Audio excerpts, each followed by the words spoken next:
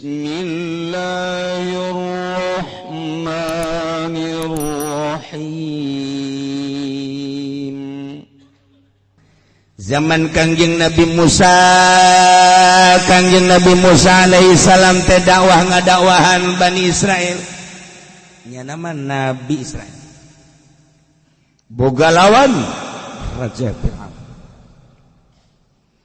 Kanjeng Nabi Musa dakwah anu luar biasa paharana ngajak nauhidkeun ka Gusti Allah, ngembangkeun kalimatun thayyibah la ilaha illallah.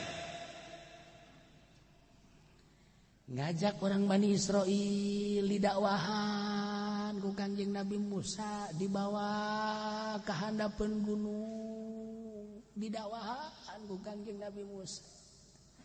Yahudi Israel terbuang ke warah luar biasa. Musa, kami dibawa ke dia dengan naon? Untuk supaya hati dibuka saeutik coba. Ulah terlalu duniawi, nyembah teh, ulah ka patung ka batu, ulah ka makhluk. Jaya nunjieun langit bumi katut urang teh anu bogana. Saha? Gusti Allah. Sembah Gusti Allah, coba. La ilaha illallah. Oh, pangeran kecuali Allah. Oh, wajib disembah kecuali Allah. Sok eta. Yahudi teh heula. Musa, kami daek nyembah tapi lamun pangeranna ka dieu heula. Mun pangeran ka dieu kami bisa ngobrol kara kos kumaha pangeran. Cek Kanjeng Nabi Musa isi kiamat sih. Heran aing mah ceuk. Geus bubar Kanjeng Nabi Musa ngadoa ka Gusti Allah, ya Allah ya Rabbi sabarakali abdi ngumpulkeun Yahudi. Diajakan iman ka Gusti tapi geuninganan bangkawara teu terbuka hatena. Terakhir ieu mah manehanana boga pamenta Gusti cek orang-orang Yahudi teh kami daek iman ka pangeran anjeun Musa nu ngaran Allah asal cenah datang ka dieu kami hayang neuleuk tah sakitu pamentana Gusti nyangakeun sadaya-daya. Aju kumaha dijawab kumaha? Atuh teu bisa jawab. Bejakeun Musa, kumpulkeun deui. Allah isukan deuk datang gitu. Nah, ieu cek Kanjeng Nabi Musa. Tah harapan teh kos kieu nyindakeun. Watu jana dakwah deui. Wahai Bani Israil. Yo, urang kumpul deui di handapeun Gunung Tursina. Dek naon? Sakumaha hayang anjeun bawa ke pangeran bakal datang isukan. Benar? Weh, atuh ayo bae. Buat atang kabeh sesuai jeung perjanjian. Nah, barang geus karumpul kabeh Kanjeng Nabi Musa ge ngadagoan. Kira aya pangeran datang ceukna. Mana Bani Israil Musa, pangeran? Tunggu. Mana? Tunggu. Datang ka sore teh datang. Bohong bae sia. Ngomong rasul kajangjikeun cenah pangeran datang henteu. Idit sia Musa, awas sia wae. Sanggeunah da ngomong sacablakna sungut. Pangeran, Allah cenah datang bohong. Atuh boro-borona naon pangeran ngabohong. Kanjeng Nabi Musa nyeri. Geus bae bubar kieu. Gusti, aduh. Kamari onam teu sabaraha. Atuh ieu bagus. Bejakeun Musa. Aing kamari data. Mana? Sia mah Musa cak Gusti Allah. Aing datang teh sia teu nyaho boro-boro Bani Israel. Sia ge orang teu nyaho. Aing mah datang setiap jelema sodako aing aya di dinya. Setiap jelema mere aing aya di dinya. Setiap jelema nulungan aing aya di dinya. Tah, ketika orang Bani Israil sarodako, eta aing aya di dinya.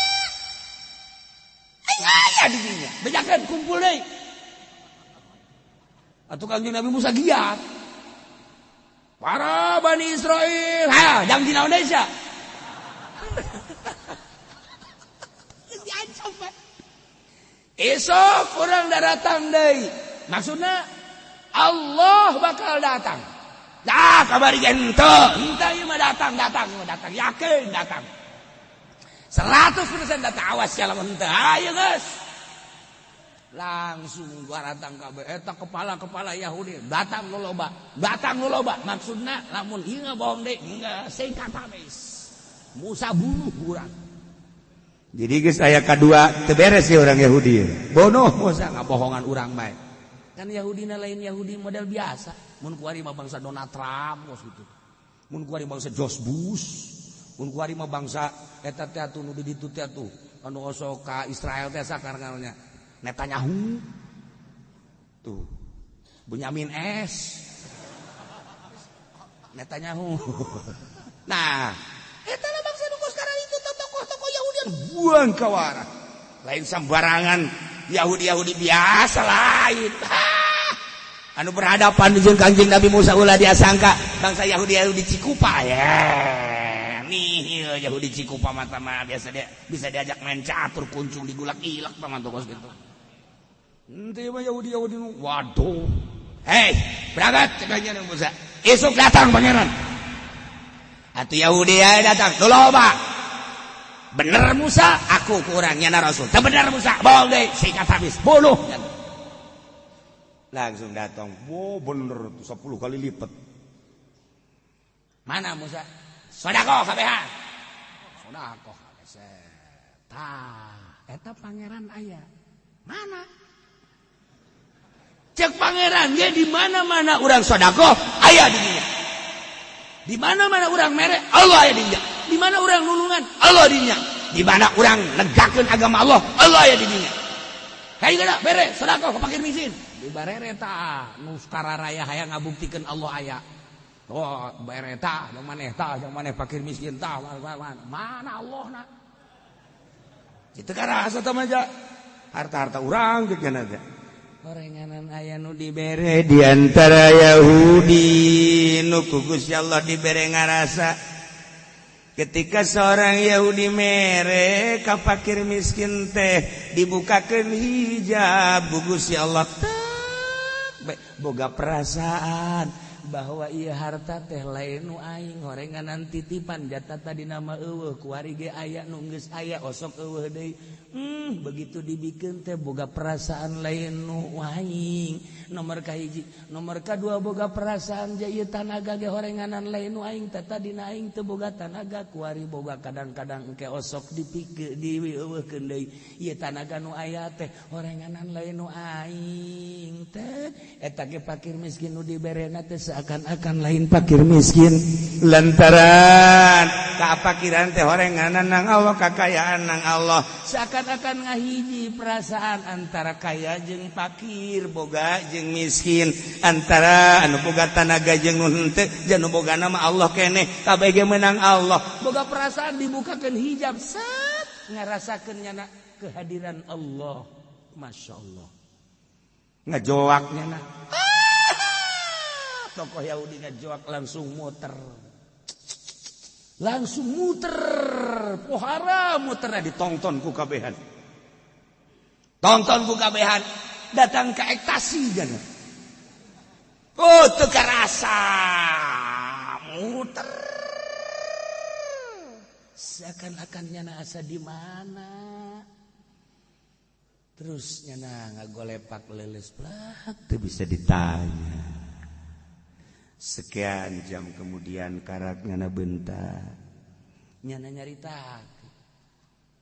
cek manehanana jelas Allah hadir langsung dihareupeun Israel asyhadu an la ilaha illallah wa asyhadu anna Musa rasulullah ngajoak kabeh Bani Israil nanaonan Allah hadir setiap orang memberikan sesuatu Allah hadir. Kula ngarasakeun kehadiran Allah. Setiap orang membantu seseorang, Allah hadir. Kula merasakeun. Setiap orang membantu agama Allah, Allah hadir. Kula ngarasakeun. Dibere rasa ku Gusti Allah. Nah, eta kan geus kitu hares. Allah dibukakan hijab itu sembarangan. Allah dibukakan hijab teh biasa kafir sekalipun mukakan hijab sabaraha jelema di minggu ieu di Jerman anu asup Islam, di Belanda bulan kamari anu asup Islam, di Amerika Kang Lima Amerika asup Islam, kafir anu Islam di Indonesia malah teu salat hijab